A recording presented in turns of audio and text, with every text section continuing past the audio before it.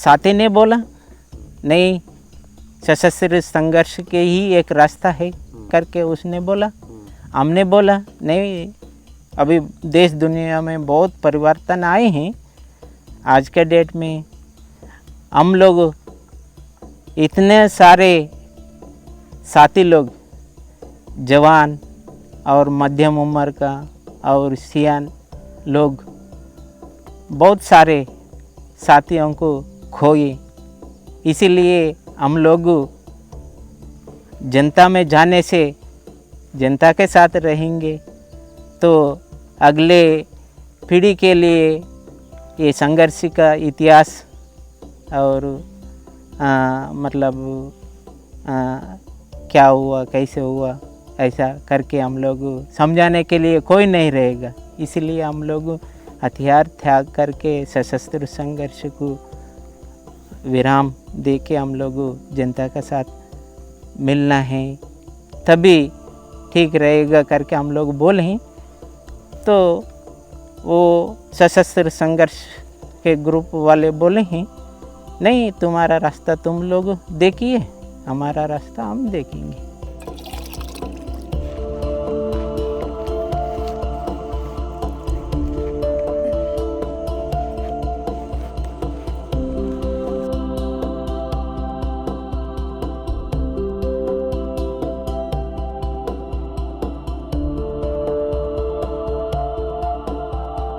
जो तरीका हमने लिया उस पर आपत्ति है, लेकिन वो तरीका किस स्थिति में हमने वो तरीका को अपनाया इसे समझना है करके मैं अपील कर रहा हूँ साथी लोगों को। आप लोग भी सोचना चाहिए, आप लोगों का सुरक्षा का चिंता जरूर है हमें। नमस्कार दोस्तों, मैं हूं श्याम सुंदर और आप देख रहे हैं मैं भी भारत। आज छत्तीसगढ़ सरकार ने अपनी पीठ थपथपाते हुए ये ऐलान किया कि दंडकारण्य क्षेत्र के 210 माओवादी गुरिल्लों ने सरेंडर कर दिया है। सरकार ने यह दावा किया है कि राज्य को नक्सलवाद से मुक्ति दिलाने की दिशा में बड़ी कामयाबी हासिल की है। सरकार की तरफ से एक बड़े आयोजन में उन माओवादी गुरिल्लों का मुख्यधारा में स्वागत किया गया जो बरसों से हथियार के दम पर राज्य के कई जिलों में तथाकथित जनताना सरकार चला रहे थे। सरकार ने आज पूरे आयोजन का लाइव प्रसारण अलग अलग सोशल मीडिया प्लेटफॉर्म्स पर किया है।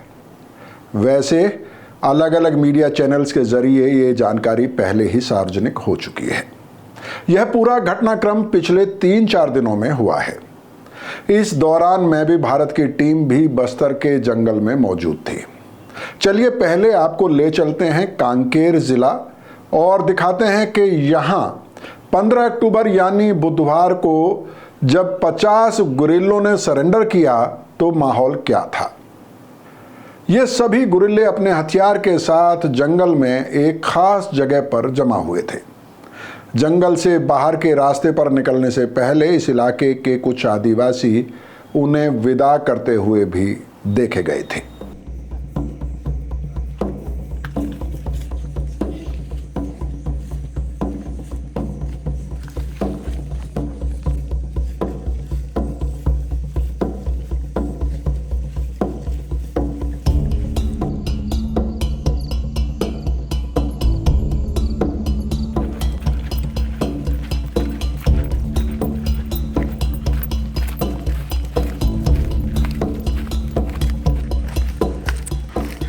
अबूझमाड़ के जंगलों में मैं भी भारत की टीम इस वक्त माओवादी छापामारों के साथ चल रही है।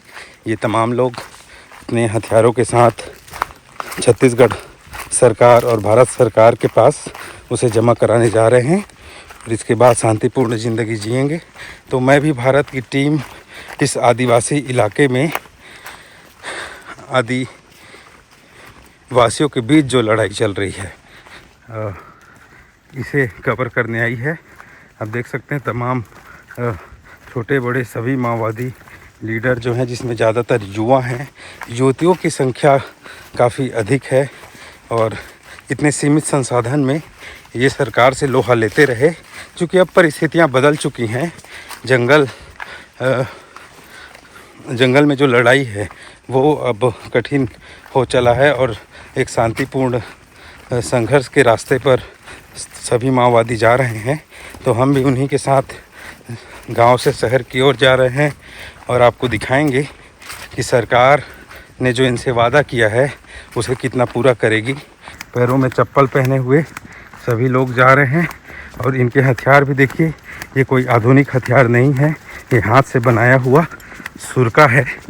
और सभी लोग क्योंकि जंगल के आदी हैं, यही घर है, जंगल इनका घर है, पहाड़ों में रहते हैं, नदी का पानी पीते हैं और यही इन माओवादियों की ज़िंदगी है। तो तमाम लोग जा रहे हैं और हम भी इसके साथ जा रहे हैं। तो आज मैं भी भारत में आप लोग देखेंगे इन माओवादियों की वो हकीकत जो आपको कोई दिखाता नहीं है और आप माओवादियों को बहुत नज़दीक से देख पाएंगे, जान पाएंगे।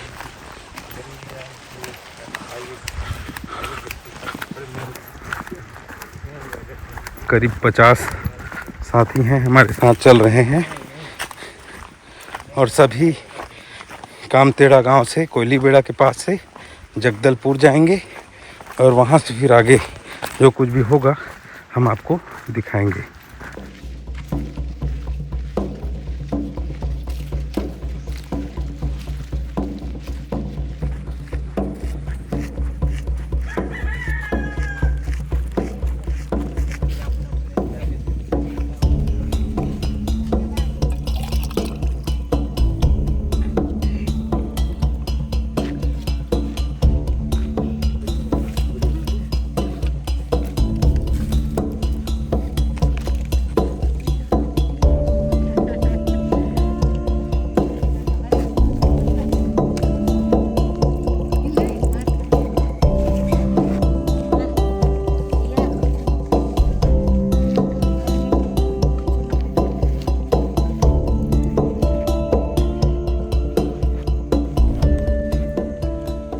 नमस्कार दोस्तों, मेरा नाम है अंकुर तिवारी और इस वक्त मैं अबूझमाड़ के घने जंगलों के बीच हूँ।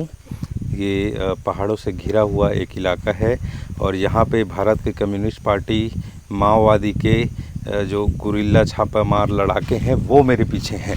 आज पहली बार भारत के इतिहास में इतनी बड़ी संख्या में माओवादी जो हैं हथियार लेकर के सरकार के सामने जाएंगे, जनता के सामने जाएंगे और सरकार के पास इन हथियारों को जमा करेंगे और उसके बाद जो है शांतिपूर्ण तरीके से कैसे जनता की बेहतरी के लिए काम कर सकते हैं, इस विषय पर इन लोग चर्चा करेंगे।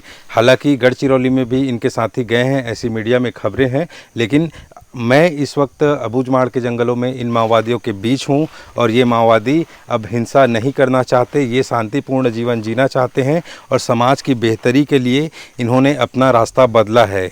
ये भली भांति जानते हैं कि हथियारबंद लड़ाई से इन्हें अब तक जो हासिल हुआ है वो पर्याप्त नहीं है, तो ये माओवादी अब इन हथियार को त्याग के शांतिपूर्ण तरीके से यहाँ पर लोगों के लिए काम करना चाहते हैं। हमारे साथ जो माओवादी नेता हैं उनसे पूछते हैं कि आखिर वो हैं कौन और ये जो कुछ चल रहा है इस पे उनकी क्या राय है। परिचय बताएंगे दादा अपना?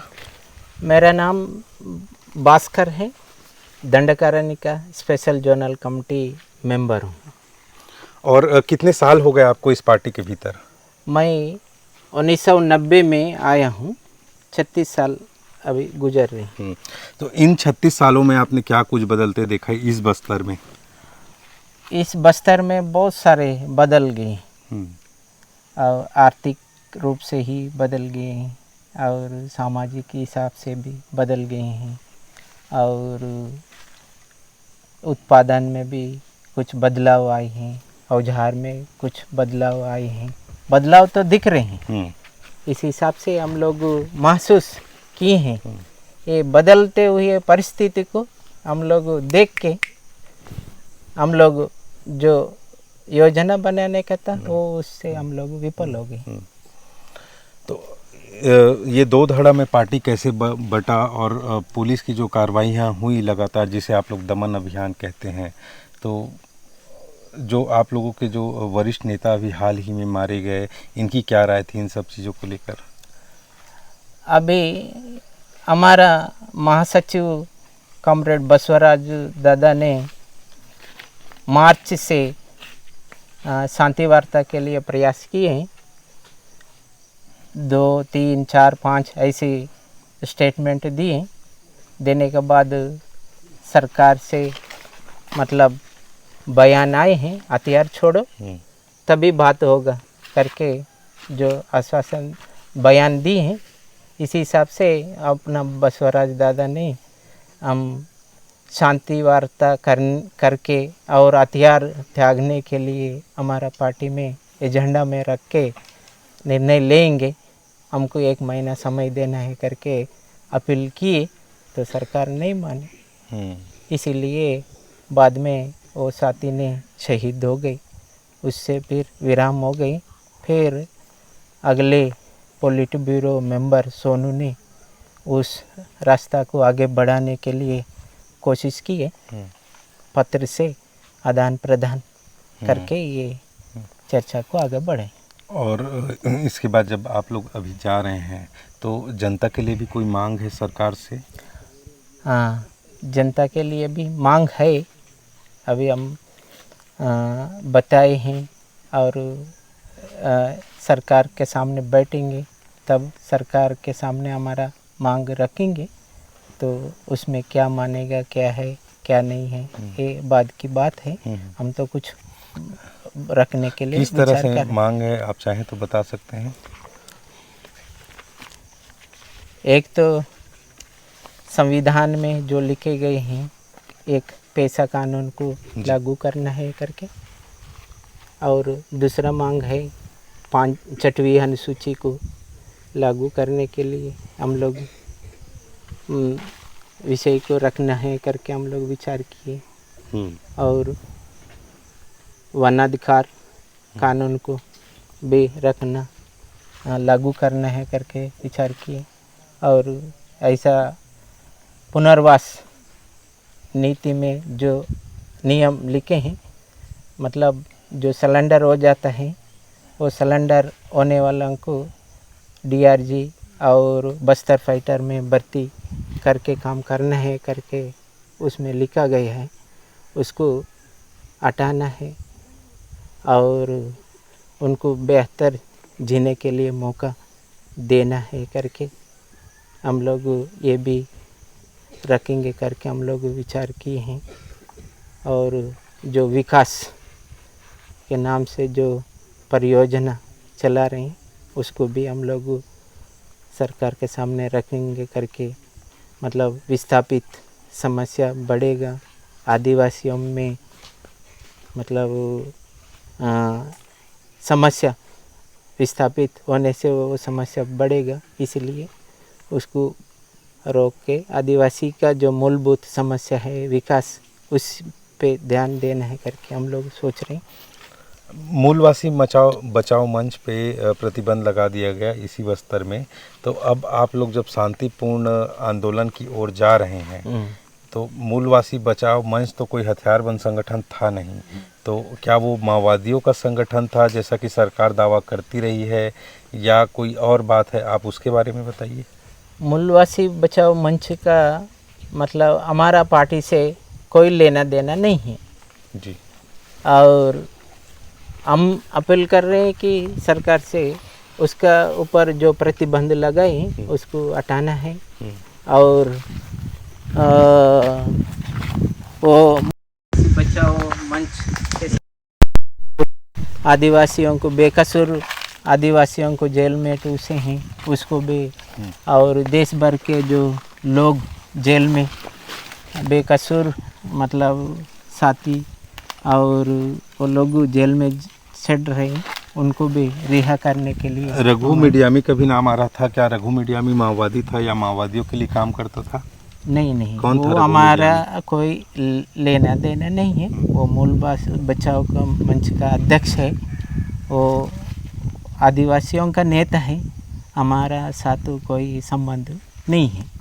वो तो जेल में है अभी, तो उसके लिए भी कोई मांग है आपके पास? हाँ, उसको भी रिहा करना है, मतलब प्रतिबंध हटाना है, उस नाम से जो जितने लोगों को गिरफ्तार किए हैं उसको रिहा करना है करके हमारा विचार है। स्थानीय लड़कों को भी भर्ती किया गया सुरक्षा बलों में, खासकर बस्तर फाइटर, उसको लेकर क्या कह रहे थे आप लोग? हम लोग क्या है, बोले वाले आदिवासियों को हथियार दे के अभी खून खराबा हो रही है ना, ये हमारा बच्चा ही लोग हैं, बस्तर का और भारत देश का बच्चे लोग हैं। इसको मारो करके ऐसी देना वो उचित नहीं है। हम लोग सोच रहे हैं इसको रोकना है। अभी जो बच्चे जो साथी लोगों को समझाना है, उनको राजनीतिक हिसाब से एक रास्ता ढूंढना है, उसको बाहर निकालना है, खून खराबा नहीं करना है। अभी पुलिस में आदिवासी जो साथी लोग हैं उनको भर्ती नहीं करना है, क्योंकि वो साथी लोगों को क्या है नियम और क्या है क्या नहीं है वो ये पूरा जानकारी उतना नहीं है, तो मारो बोलने से मार रहे हैं। वैसे वो लोग पहले हमारा पार्टी में ही काम किए, फिर पार्टी के ऊपर ही हमला कर रहे हैं। लेकिन अगर आप अभी जा रहे हैं पुलिस के पास और कल को सरकार आपको कहे कि आप ये बंदूक ले करके दोबारा से नक्सलियों को मारने जाइए जिनके साथ आप लोग अभी हैं, तो आप क्या ऐसा करेंगे? आप जिस तरीके से जो सरेंडर नक्सली जैसा करते हैं कि बाद में पुलिस में भर्ती होते हैं डीआरजी बलों में और फिर वो आदिवासियों को मारते हैं, तो ये काम भी आप लोग करेंगे या कोई और प्लान है आप लोगों का? नहीं, हम लोग हिंसा का रास्ता छोड़ने के लिए विचार किए, मन किए, और आप फिर बंदूक देने से फिर हिंसा करना है ना, इसलिए ये ठीक तो नहीं है। हम लोग साधारण जिंदगी जीने के लिए हम लोग सोच रहे हैं, वही बेहतर है हमारे लिए। लेकिन हम फिर बंदूक पकड़ के हम लोग नहीं जाएंगे।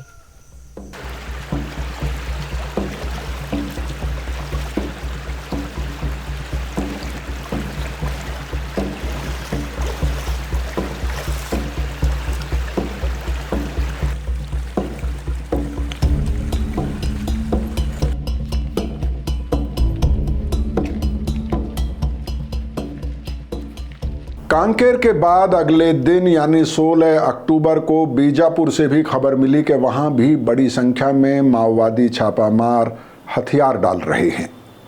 सुबह सुबह 160 माओवादी छापामार इंद्रावती नदी के किनारे जमा हुए। यह भी बताया गया कि जो गुरिल्ले सरेंडर कर रहे थे उनमें सीपीआई माओवादी की केंद्रीय कमेटी के सदस्य सतीश उर्फ रुपेश भी शामिल हैं। इंद्रावती नदी पार करने से पहले उन्होंने हथियार डाल देने की वजह भी पत्रकारों के साथ शेयर की।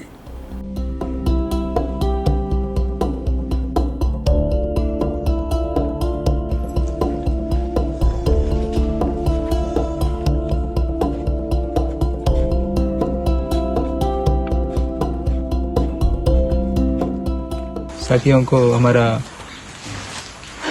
जो साथी लोग हैं जो सशस्त्र संघर्ष को जारी रखना है करके जो तय किए साथी लोग भी अभी हम जिन विषयों को लेकर हमने ये निर्णय लिया इसमें मेजॉरिटी साथियों को तो हमारा जो तरीका है जो तरीका हमने लिया उस पर आपत्ति है, लेकिन वो तरीका किस स्थिति में हमने वो तरीका को अपनाया इसे समझना है करके मैं अपील कर रहा हूँ साथी लोगों को।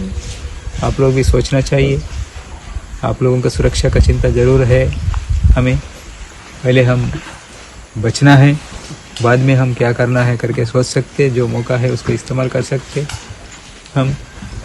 इसलिए सभी साथी लोग और किसी साथियों का भी जानकारी भी नहीं है, वो साथी लोगों का भी जानकारी हो रही, कुछ लोगों को दूसरा राज्यों में जो साथी लोग हैं ये तो इस प्रक्रिया के बारे में क्या हो रही जानकारी भी नहीं है। अभी मीडिया के जरिए ये सब तो पता चलेगा, तब आप लोग भी अगर सोचने से इस प्रक्रिया में आना चाहे तो फिर क्या तरीका कुछ तो रहना चाहिए करके मैं सोच के मैं एक मेरा कांटेक्ट नंबर दे रहा हूँ।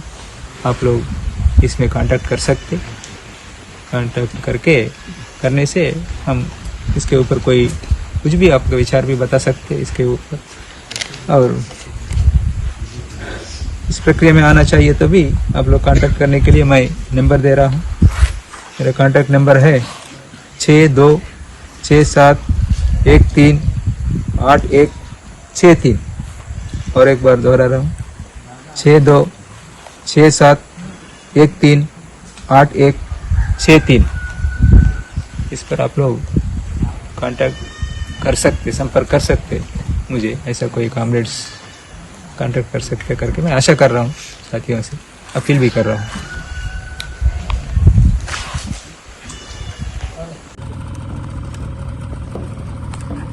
आराम से बैठिए, आराम से। बंदूक का लॉक वगैरह देख लीजिएगा, अचानक कहीं गोली ना चले, सावधानी से जाइएगा।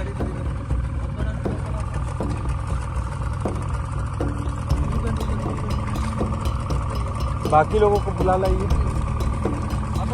और एक नाव और कहाँ है? उसको भेजिए, देरी मत कीजिए। हाँ, मैं आ रहा हूँ ना, मैं आ रहा हूँ। ये नाव आएगी ना, उसी में आऊँगा मैं। वहीं पर रहना, मैं आ रहा हूँ।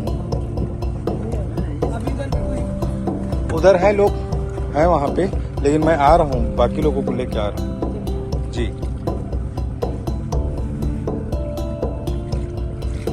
और ये वो पहले माओवादी हैं जिन्हें आप देख रहे हैं, जो नदी को पार कर रहे हैं।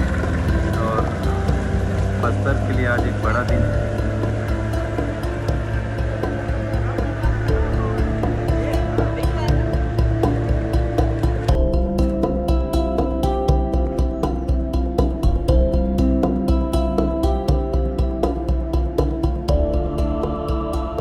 छत्तीसगढ़ सरकार का दावा है कि राज्य शासन की व्यापक नक्सल उन्मूलन नीति और शांति, संवाद और विकास पर केंद्रित प्रयासों के कारण ही बस्तर संभाग में आज नक्सल विरोधी मुहिम को इतनी बड़ी सफलता मिली है। इस बात में कोई दो राय है भी नहीं कि इतने बड़े स्तर पर गुरिल्लों का समर्पण करना एक ऐतिहासिक उपलब्धि है। सरकार के दावे अपनी जगह पर हैं और आज की तारीख में उसे ये हक है कि वह इस उपलब्धि को सेलिब्रेट करे और उसका श्रेय ले। लेकिन क्या यह आत्मसमर्पण, विश्वास, सुरक्षा और विकास की दिशा में बस्तर की नई सुबह का संकेत है? क्या लंबे समय से नक्सल गतिविधियों से प्रभावित अबूझमाड़ और उत्तर बस्तर क्षेत्र में यह ऐतिहासिक घटनाक्रम नक्सल उन्मूलन अभियान के इतिहास में एक निर्णायक मोड़ के रूप में दर्ज होगा? उम्मीद तो यही की जानी चाहिए कि अब सरकार को दंडकारण्य में आदिवासियों के जीवन को बेहतर बनाने में कोई बाधा नहीं होगी। बहुत बहुत शुक्रिया। Thank you.